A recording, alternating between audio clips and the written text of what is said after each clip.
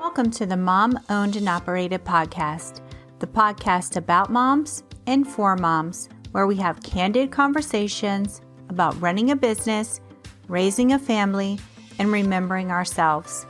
I'm your host, Rita Suzanne, a single mom of four, digital strategist, and provider of no-nonsense business strategies and tactics.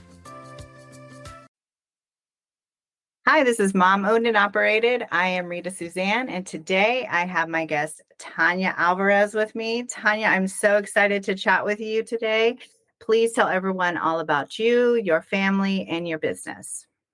Yeah, thank you for having me. I'm stoked. I started my first business at 25.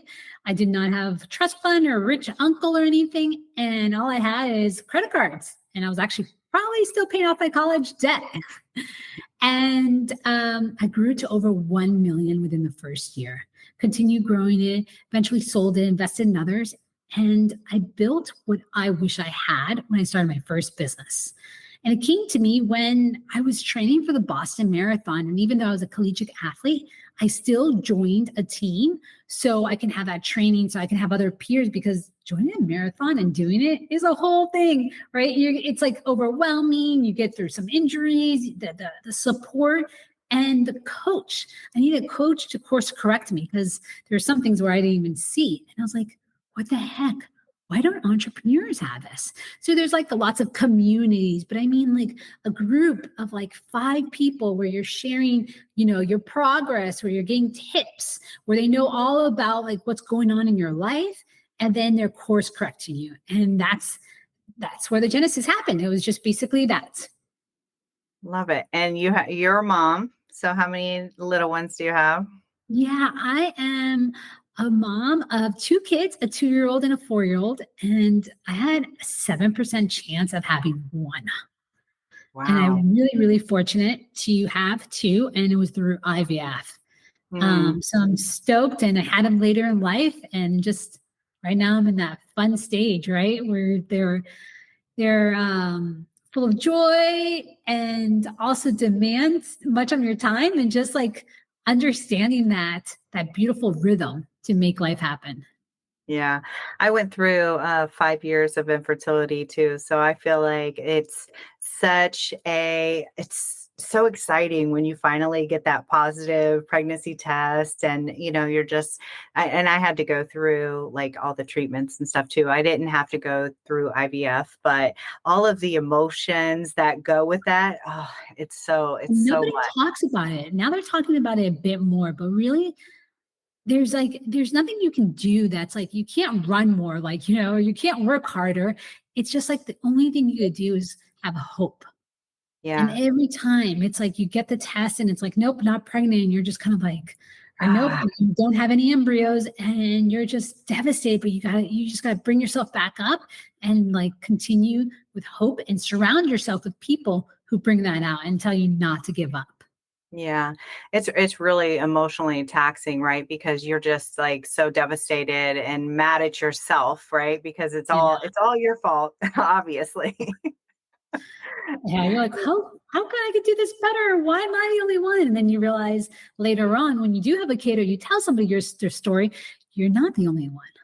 Yeah, it does feel so lonely. I mean, it did for me when this happened with me. My oldest is 15. So this was for me very long ago. And so at that time it was not talked about as much. And obviously we weren't in such a, social, I guess people weren't as talkative about it as they are now. And so it did feel very lonely at the time.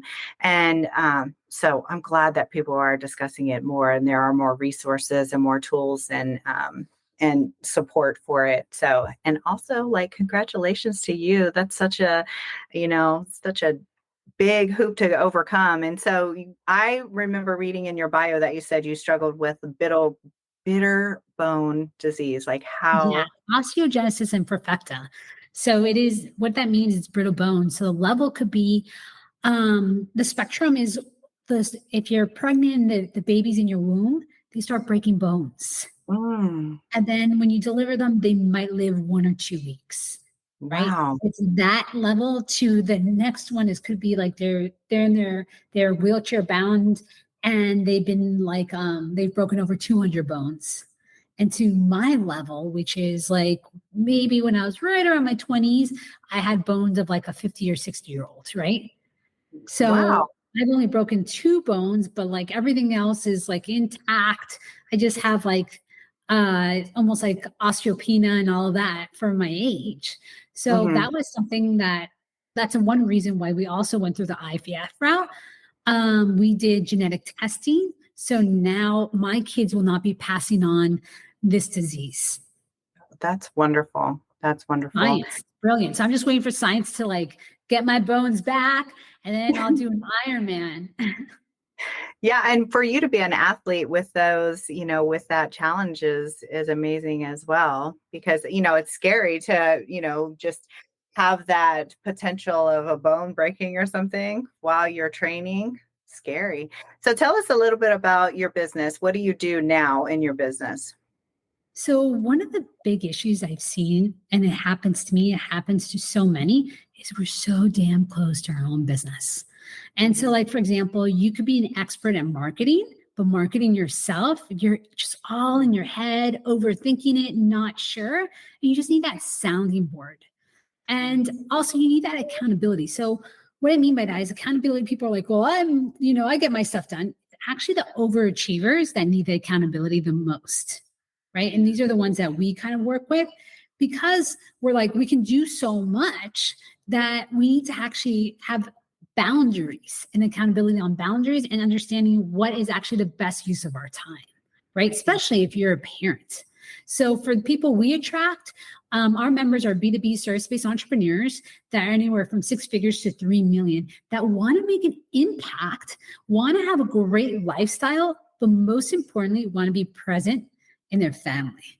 And I think Mm, that there's just so much conversation about just, hustle, work more and all that. And yeah, they don't have a family. And if they do, they're barely around. Let's be honest. Like, and then they're like, oh, well, my kids, I'm doing it all for my kids. And I'm like, hey, the kids just want your time. And you really only have 18 summers with them. And they're not all equal. You could probably speak more on that because at 15, I don't know if my kid's going to want to hang out with me in the summertime, right? But right now, they are demanding my time. They might demand my time until elementary, middle school gets a little different. So when you start thinking about time with your kids, it really gets you present on what type of life you want, right? What type of business? How do you make it all work? And so that's what yeah. we do. So how do you help people then with the accountability and like working less? Because I feel like as moms, right, there is a need for this quote unquote balance, right, which is not attainable.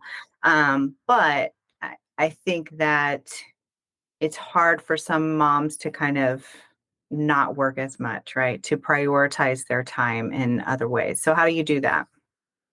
So what we do is we do an audit on their time and we can Hmm. see how they can leverage it better. We also help them, and this comes to everybody naturally. If we are something's happening, or like I would call it like firefighter mode, we're like solving problems and issues. We're in a reactive state, so we do what we're used to, like what we're good at. And sometimes to move our business forward, we need to do some things that are uncomfortable, and we need to prioritize that.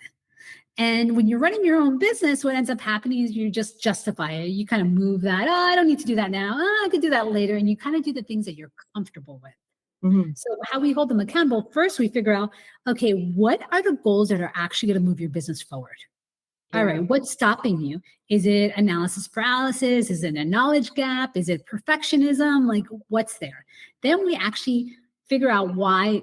Once we figure out like maybe it's perfectionism, then we break down that goal and then we hold them accountable to that.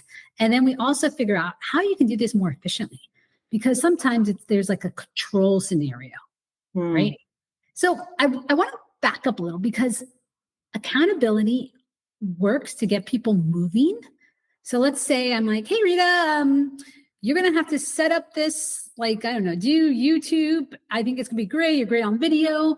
And you're like, you're game for it. You know how to go about it. And then next week you don't do it. And you face a consequence agreed upon. Like we have people sing a song in front of the group, right? Mm. And we do that because it's immediate it's fun. You signed up for it and you feel that kind of like tension. And sometimes your inner voice, when you're procrastinating on something, you're like, oh my God, I'd rather just get this done, even if it's not perfect, so I don't have to freaking sing. But let's say something else is stopping you. Well, if I keep on giving you consequences, it's not going to work. I got to figure out what is the root of why you're missing that. So we dive deep in that belief, and then we shift it to get you back into action. And that's the most important thing, because let's be honest, like ChatGPT, YouTube, Google, all the information is out there. Right. It's actually implementing it and making sure it's implemented for you and your lifestyle. And that's what we do. Yeah, I think that's important too, because like you said, the accountability can be there, but sometimes people aren't going to actually show up and do the work, right? Like you can have somebody, an accountability partner to, go to the gym with, but that doesn't mean you're going to have a good workout. Yeah. Right. You're not going to give it your all. You're just going to show up just because you don't want that other person to say anything. Right. But so I will say that accountability is good, because then you wouldn't have a workout at all. Right. Right. Just doing a little bit is better. Doing something is better than doing nothing, but it's not going to actually get you towards your goal. And I think that that's the good point of having someone like you and in what you're doing is actually moving them towards what they need to actually get to versus just kind of, being in an accountability group, showing up and not actually doing the work or making an excuse for why they can't do the work. Or the biggest one what we found is figuring out the goals that are right for them. So when I've seen people, I'm like, hey, what are your goals? And then we analyze, I was like, are these goals really the best ones? And they don't realize it because they're so damn close to it. Right. Yeah. We were just talking about this, about lead magnets. It's like, I can tell somebody else is their lead magnet. I'm like, oh, this is going to be great. And then they test it and it's great. But when it comes to mine, I'm just too damn close to my own business. Yeah, that's true. And I find that when I'm doing branding with people is that they are so close to their own brand that they think that they know it. But then when I start asking them more in-depth questions and they start thinking about it, they're like, oh, wait a minute. Oh, wait a minute. And then they get more in depth and then they realize that they didn't really know it as well as they thought that they did. And same thing with marketing. And I think that a lot of people feel that way when it comes to their own business, right? Like you're so close to your own business that it's hard for you to get a look at it from a non-biased perspective and realize what the actual answer is. And that's why it's important to have outside people come in and help you, why people hire coaches, why people hire others to come in and kind of help them. I think it's an important thing, and you can do it alone, but it's going to take you probably a lot longer to get there. Yeah, even like in the sense of like everything I've ever done, I've always formed a group around me, even with IVF. So we've had a group of other women who are going through it. We're all sharing information. We were all there to be positive, give empathy, move them forward. Because then if I was surrounded with people who were not doing what I was doing, they would be like, oh, it's so tough. And, maybe you should stop. That's a lot of hormones. And then it's a different game. And then you want people I feel like it has to be a balance of you have an outsider coach to create the structure and you have peers that are aligned with what you're doing. Because all peers are not equal, right? There's somewhere it's like, oh my God, this again, they're complaining like, wow, like this is not the best use of my time. Yeah. Yeah. You definitely want to be surrounded by people who are supportive. So tell us how exactly does it work? Do you guys meet like once a week? Is there like a group? Like what exactly are you guys doing? I'm so fascinated by it. What? I'm so fascinated by it. I've been in masterminds and accountability groups. Is it similar to that or is it more in depth than that? Because I felt like when I looked at your stuff, it was like more systems based and there was more stuff in there. Am I wrong? Yes, I feel like masterminds are great because you're meeting together and then there's kind of like some sort of accountability, but there's all these ideas. And to be true, like entrepreneurs don't need more ideas. No, we need to actually focus. Yeah. So then you go to these masterminds, you get all excited and you're like, oh shoot, where do I have time? Or you put in time that's not the best use of like your business. It might have been great for them, but not great for yourself.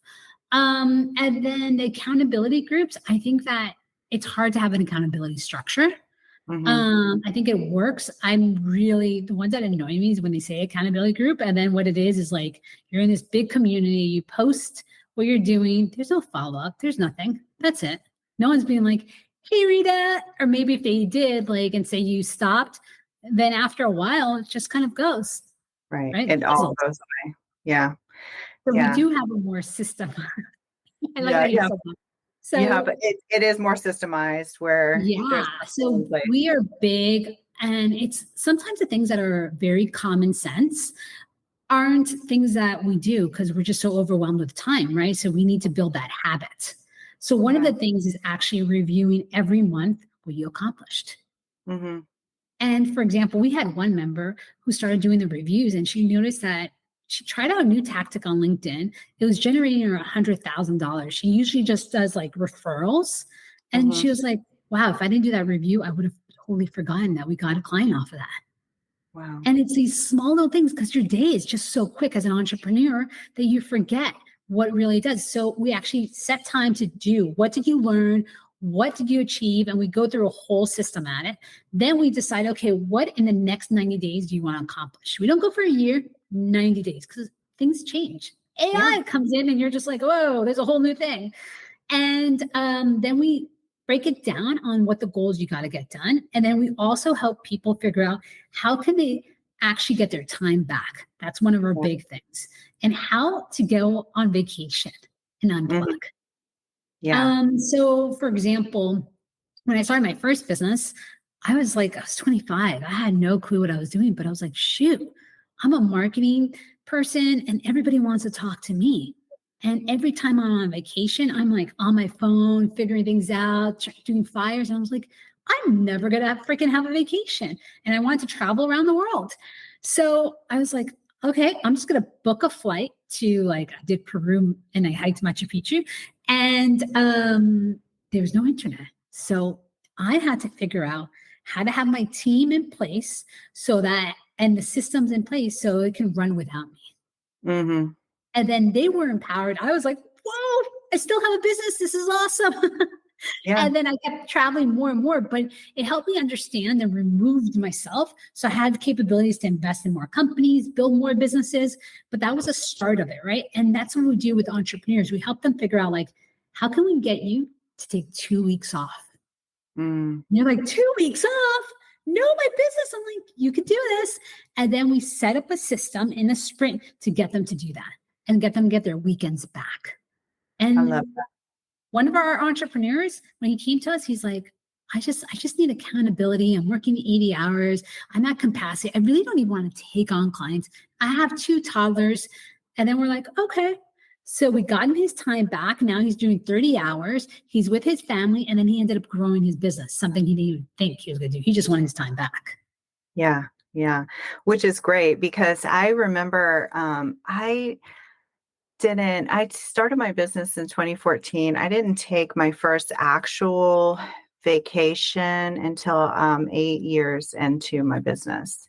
Wow. And because I would work all the time, even through the weekends, all of that stuff, because I was so determined to make my business work. And, I gave up everything, moved across the country, all this stuff, because I wanted to be at home with my sons. And, and so to your point earlier about working, and then spending quality time with your kids. I was at home with my kids, but I wasn't able to spend really quality time with them because I was so busy working. And in hindsight, I really wish that I could have done things a little bit differently. I'm grateful that I was able to be there with them, but I really wish that it was different, but it's always hindsight. And sometimes it's a little different. I think when I think about my mom, who's a single mom and she raised 4 of us, I was like, wow, but she also had a village around her.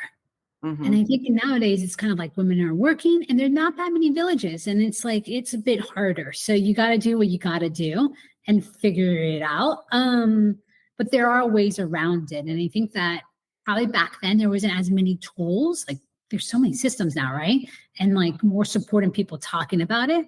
So I think that might have been the big difference. Yeah, well, I'm a single mom of four, and it's a lot. It's hard, and I don't have a huge village myself, so it is How tough. long have you Luckily, been a single mom? huh? How long have you been a single mom? So I got divorced in 2020, and that's when I became a single mom of four because it's a long story, but I have my two sons and then I have my two nieces because my sister passed, and so all that stuff happened so rapidly in 2020, like within weeks. And so I had found out that my husband had cheated on me, and then my sister passed, and then I took custody of my nieces and divorced him. And so I've been single ever since then. And so it's been such a roller coaster for me. And, I started this podcast like a year after because I had isolated myself so much after all of that stuff happened. And like I was telling you before we started, my main goal with the podcast was really, and in general with marketing, is to build relationships because I had isolated so bad that it was like this is my socializing, right? This is my way to socialize because I had isolated. And oftentimes I think as an entrepreneur, when we are working all the time, communicating with others on podcasts or in our social groups is our only time to socialize. We don't really communicate, like we don't go out, we don't do other things like we should. And so it became a good way for me to connect with other people and kind of figure out. At the time, I was trying to figure out how other moms were able to do the things that I was not able to do, which was take care of themselves. I was not able to work my business, raise my kids, and take care of myself because I was so overwhelmed at the prospect of doing all of the things. And so I think businesses like yours and groups like yours where they're able to help somebody, to actually focus on the things that they need to focus on, and and find that time that they actually need to live the life that they want, right? Because I think that ultimately we start businesses to do two things: for time freedom and financial freedom. That's why we want a business. And if we cannot get those two things, why are we doing this? And people don't So, realize it though when right, they're in it, right? right, because we end up getting the financial freedom, but at the cost of our time freedom. And so businesses like yours are the ones that are helping entrepreneurs get that time freedom back. And I think that's so, so important. And, and helping them go on vacations and do the things that they really want to do, which is so, so great because many of us will just continue to work, work, work, work, work, especially when we have kids, right? Because it's for our kids. We're doing this for our kids. Yeah, you got to feed them and take care of them and do everything. So Yeah. it is what I found the biggest thing is time constraints. So we work, work, work because we think that's actually the best use of our time. But if Yeah. we actually put a constraint on, like, let's say I'm only going to work 5 hours, then you start becoming resourceful. And as a single mom, single moms are so resourceful. At least that's how I felt with my mom. Mhm. And once you start becoming resourceful, you start being like, okay, I can delegate this. This is not the best use of my time. This generates it and this. And you let go of this. I need to control everything. Right. And that's where you get your time back. Yeah. I think that a lot of, especially women entrepreneurs, are afraid to hire and delegate because of that control factor. And so I'm always telling them, like, once you start hiring and letting go of that, just create your systems and your processes and and then it'll be fine. And it does take that commitment up front to train that person and get them, get them going, but it'll be worth it in the long run. But it's Oh, just that totally time. worth it. Yeah. I have an exercise I have people do, and it's like write down all the tasks that you do. Then write tasks that you want to do that you don't have time to do, or you're doing inconsistently. Yeah. And then do red, like admin stuff. Do like highlighted red, or I don't know, put an X next to it.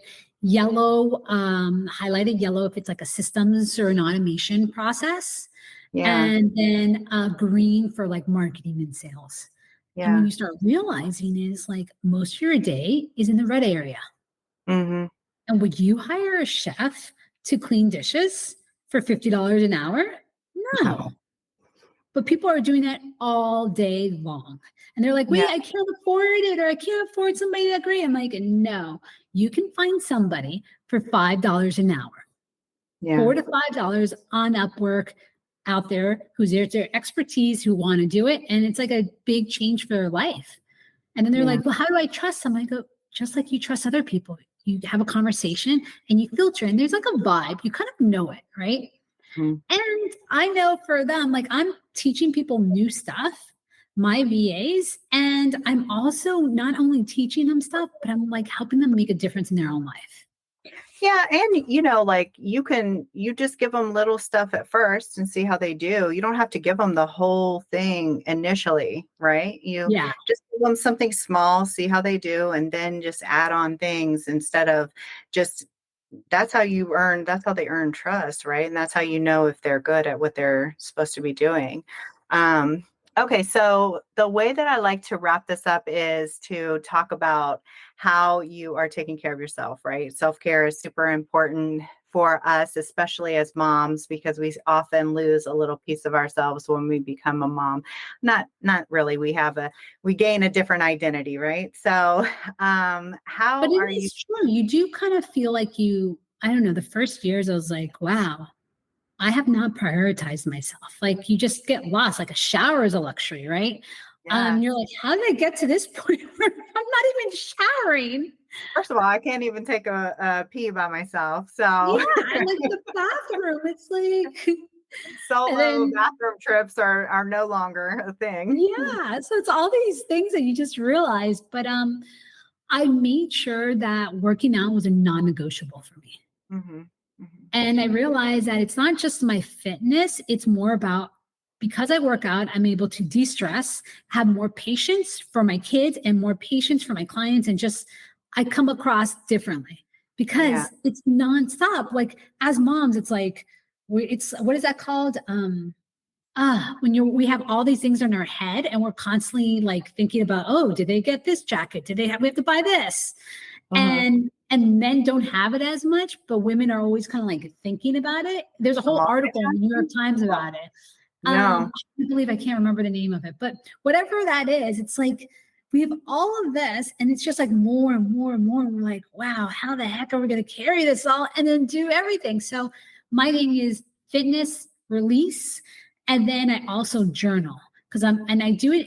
I'm all about reframing things because sometimes you push things off because you're like, oh, that's kind of a luxury when it's not. So when you reframe a workout as I'm a better person to everybody and I'm Yeah. taking care of myself, you'll get that done. Another one is journaling. I journal because I want to remember all those little moments with my kids that I think I'm going to remember. But let's be honest, like the second kid, I thought, oh yeah, and they're only 22 months apart. I would remember that newborn stage. I was like, whoa, I can't believe I forgot all this. And like Mm-hmm. it comes back, but it's not like, oh, I just know exactly what to do. So those are the two things.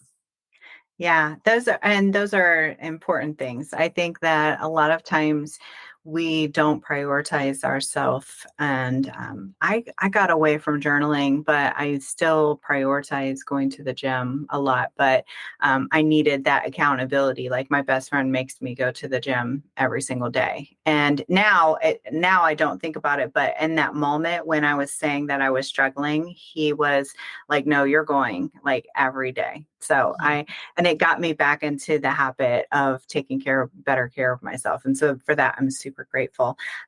So By the way, where a tip on journaling, yeah. use the app day one. So even if you're like day one, it's an app. I think it's on my Apple. And the cool thing is you can bring your pictures, locations, and then you can do audio to text. So it Oh, takes you okay. 2 minutes. So it's kind of like you having a conversation with a friend. Oh, what'd you do? And you can kind of see it, and it shows like, hey, a year ago, or these are all the entries on this day. And it's really cool to see Nice. like how things have changed. Oh, that's a great tip. I love that idea. So where can everyone find you online? Where are you at?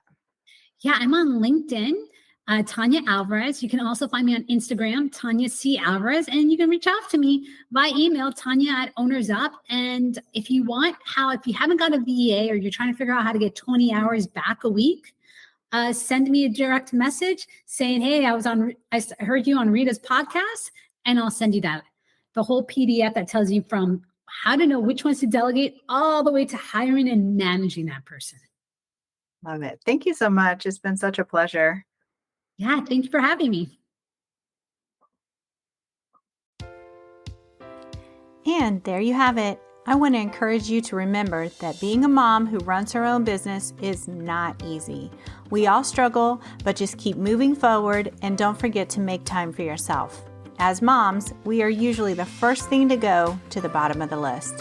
If your business is overwhelming you and you need real solutions, not just some sugar-coated suggestions, apply to work with me at ritasuzanne.com/apply.